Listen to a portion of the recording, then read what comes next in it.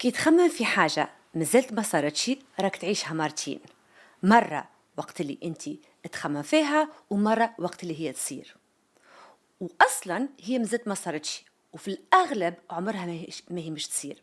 هذاك علاش في عوض ما تقعد تتعب في نفسيتك وتخمم في حاجات يمكن عمرها ما هي مش تحصل، وانت you act on the situation as if it is happening، ماك مش تعمل كل شيء انك تفرغ الانرجي نتاعك وتحس روحك تعبان.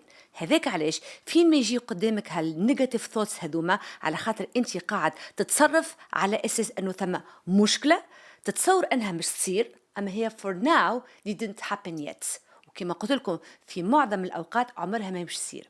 هذاك علاش قبل ما تخلي اي افكار سوداء تعشعش في وسط مخك، خليها fly away from you وفوكس your time على الحاجات اللي تجم تخليك تقدم في النهار متاعك.